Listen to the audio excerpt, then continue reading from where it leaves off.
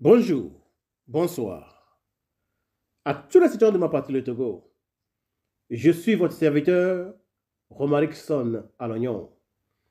Dans cette vidéo, on va encore parler de la réalité politique de notre pays, le Togo.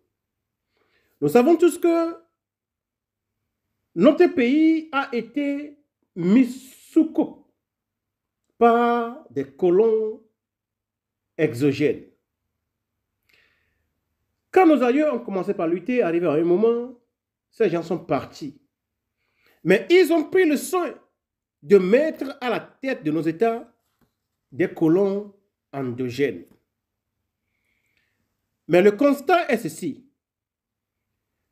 Si nos aïeux ont pu lutter jusqu'à libérer nos pays, il est de notre devoir de continuer cette lutte jusqu'à ce que les colons endogènes soient aussi dégagés. Maintenant, comment arrive-t-on à une connaissance? La connaissance est le résultat d'une démarche à 3 étapes qui commence par l'observation. Justement, en observant la scène politique togolaise depuis le 5 octobre 90, on remarquera la récurrence de certaines réalités. Dans ce message, je vais essayer de vous en proposer 2. 1. Les acteurs politiques de l'opposition mettent leurs intérêts personnels, voire ceux de leur parti politique, au-dessus de l'intérêt du peuple togolais. Selon le modèle, si ce n'est pas moi, cela ne doit pas être l'autre. Mieux dit, si ce n'est pas moi, mieux vaut que le dictateur reste à sa place. En effet, avec bravoure, les étudiants de l'université de Lomé, l'université du Bénin en son temps, ont débuté le 5 octobre 1990 une lutte qui obligea le général Gnassingbé Eyadema à accepter une conférence nationale souveraine dont l'objectif était l'organisation d'une transition qui devrait conduire à un changement de régime politique au Togo. Mais au lieu de garder l'intérêt de notre peuple sous les yeux, chacun des leaders de l'opposition avait commencé par penser qu'il était le centre du monde. En lieu et place du professeur Léopold Ninevi, on choisira Joseph Koko Kofigo comme le Premier ministre. Ce dernier finira sa course dans les bras du dictateur Eyadema Gnassingbé. Dernièrement, M. Kofigo ne s'est-il pas fait nommer sénateur par le fils de M. Faure Gnassingbé? En 2003, dans l'impossibilité de participer à l'élection présidentielle, J.Christ Olympio pouvait laisser le choix à M. Edem Kodjo ou à Léopold Ninevi ou bien encore à Agboibo Yaouvi. Mais en lieu et place de ces combattants, M. J.Christ Olympio choisira Bob Akitani, qui était trop âgé pour engager une lutte après l'élection. En fin de compte, par la violence physique, Eyadema va encore capturer le pouvoir qu'il a perdu dans les urnes avant de mourir lui-même en 2005. Là aussi, J.Christ Olympio a préféré Eyadema Gnassingbé aux autres ténors de l'opposition puisque lui-même ne pouvait pas être candidat. En 2017, M. Salifou Tikpi Atchadam, qui fut le leader de la révolution, a dû fuir pour préserver sa vie. Mais avant cela, il avait conduit le peuple togolais à secouer violemment le régime MPT uni. M. Faure Gnassingbé était tellement fragilisé qu'il fut obligé de négocier. Ici aussi, au lieu de mettre l'intérêt du peuple togolais au-dessus, les autres leaders de l'opposition cherchaient chacun son propre intérêt. Aucun d'entre eux n'avait fait du retour de Salifou Tikwi Atadam une précondition aux négociations. Fin de course, M. Fogna Singbe, qui vacillait, a repris tout le pouvoir au Togo. En 2020, Agbeyo Kodjo, qui n'était pas le meilleur opposant au régime uni, a gagné la présidentielle, mais avait besoin des autres leaders de l'opposition pour gagner la seconde bataille. Miraculeusement, tous les autres opposants s'étaient ligués contre lui. Un d'entre eux affirmait qu'il n'y avait pas eu d'élection le 22 février 2020. Or, ce dernier lui-même fut candidat et a bel et bien organisé des campagnes et s'est présenté dans un bureau de vote pour accomplir son devoir citoyen. Un autre encore demandera à Agbeyo Memesa Kodjo de présenter la preuve de sa victoire. Chose curieuse, ce monsieur n'a jamais demandé à M. Fogna Singbe d'en faire autant.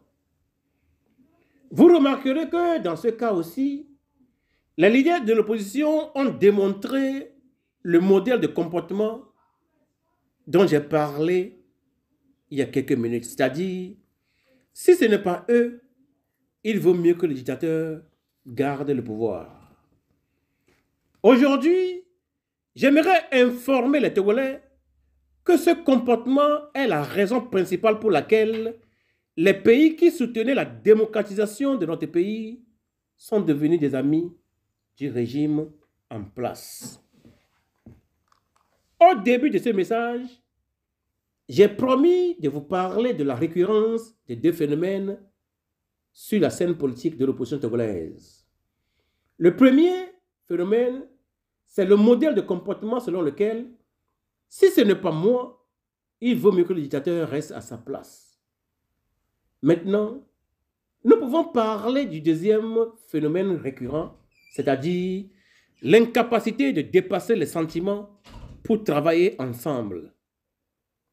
Je sais que vous avez une idée des phases du développement psychologique d'un être humain, selon le psychologue Erik Erikson. En effet, dans la 7e des 8 phases du développement psychologique, on trouvera la générativité. À partir de 30 ans, l'individu qui est psychologiquement bien développé se dit prêt à donner aux autres.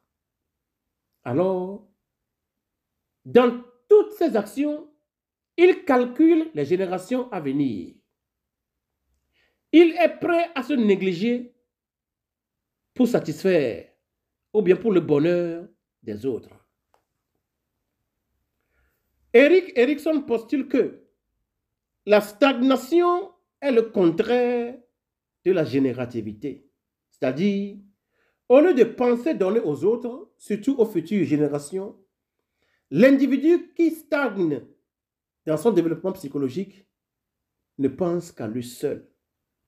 Un tel individu a tendance à se dire que nul n'est plus important que lui.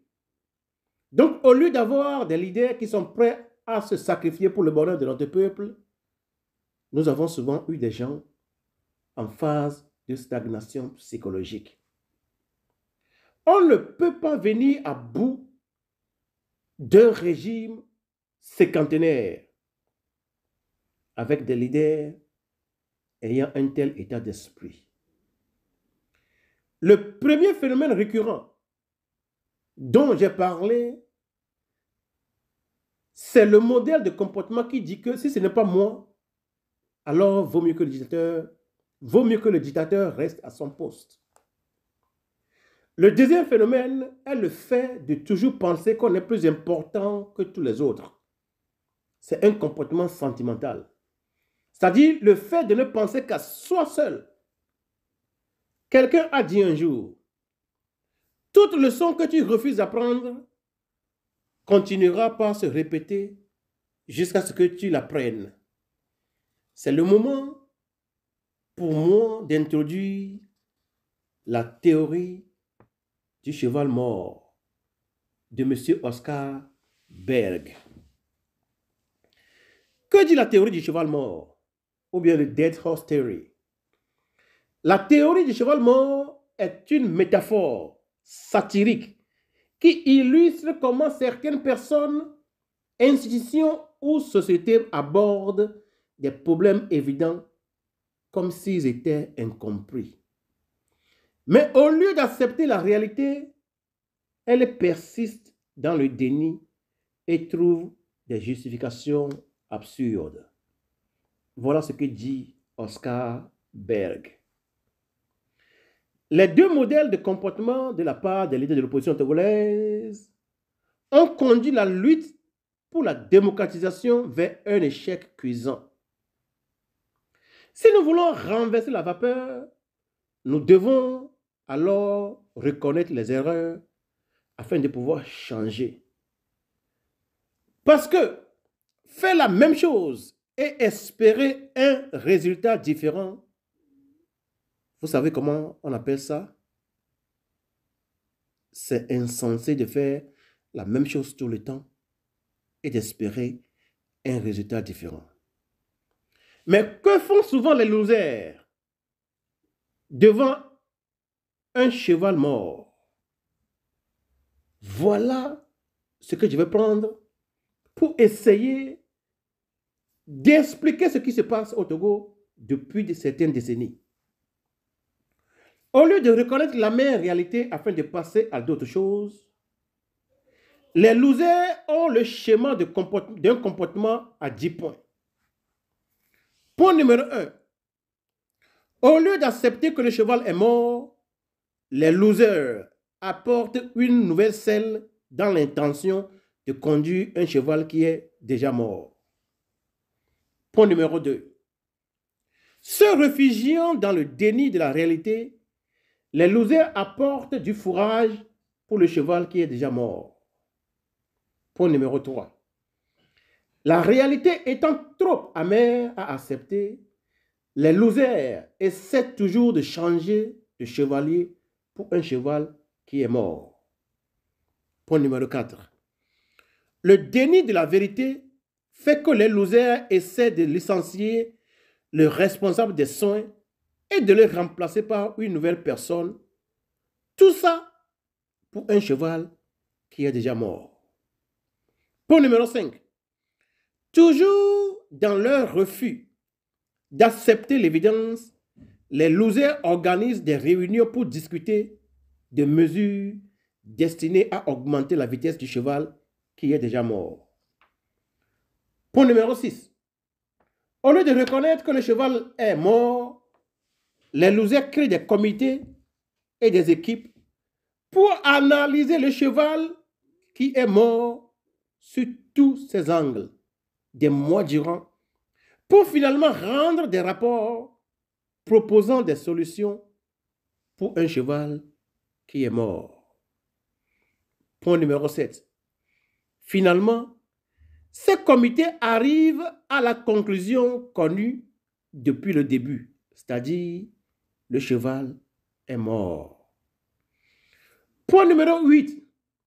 Ici, là, cela devient pathologique.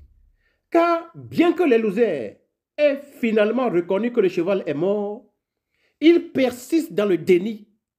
Et pour justifier leurs efforts, ils comparent le cheval mort à d'autres chevaux morts et concluent qu'il a simplement besoin d'entraînement, qu'une formation serait nécessaire pour un cheval qui est déjà mort.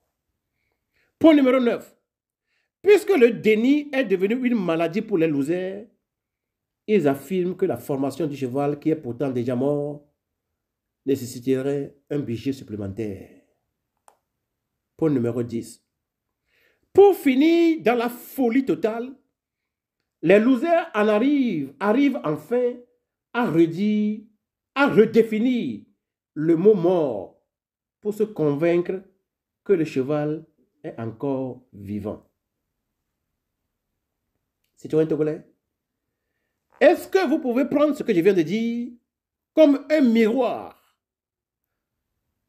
comme une lumière pour analyser les faits politiques dans notre pays, le Togo, pour analyser le comportement de l'opposition togolaise afin de tirer des leçons pour le futur?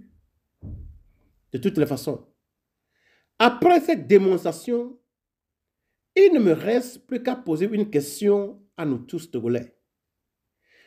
Voulons-nous reconnaître que les manquements des leaders de l'opposition ont conduit la lutte dans une impasse qui profite au régime EPT uni?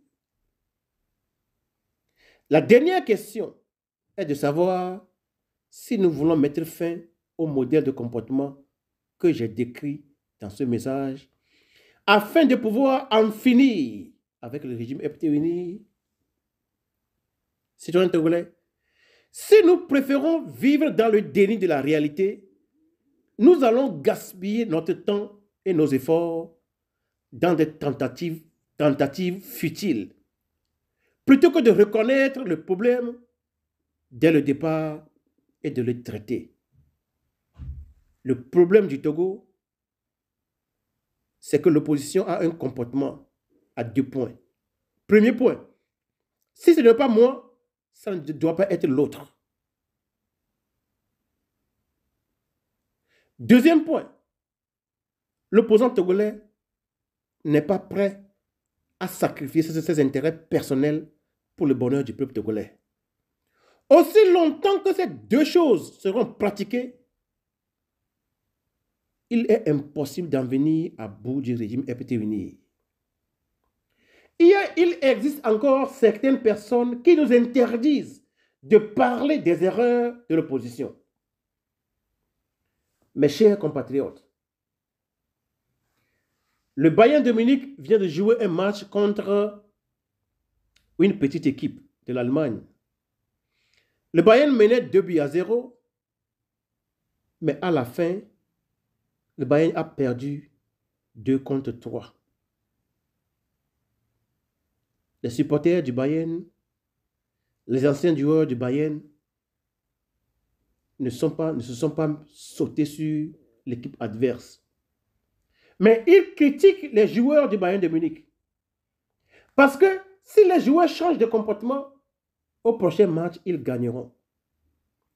Rien ne sert de critiquer l'adversaire tout en restant dans un comportement qui n'amène nulle part. Il est temps que nous acceptions la réalité. Si nous voulons gagner ce combat, au moins 2 choses doivent être faites. Première chose, quand nous luttons ensemble, quand le temps vient où il faut choisir quelqu'un, que cette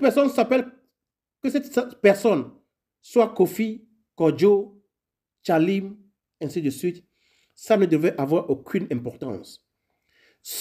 La seule chose qui a une importance, c'est que l'on vienne à bout du régime EPT uni. Deuxième chose, quand on veut venir à bout du régime EPT uni, on doit dépasser le sentiment. Nous devions pouvoir travailler avec chacun, quelles que soient les différences. Nous devons mettre nos intérêts personnels à côté et penser seulement au Togo. Au Togo et à lui seul. À notre peuple et à lui seul. Quand ces 2 conditions sont réunies, je vous assure que nous serons en mesure d'en finir avec ce régime qui coiffe notre pays depuis presque 60 ans. Je m'appelle Romarickson. Je vous remercie.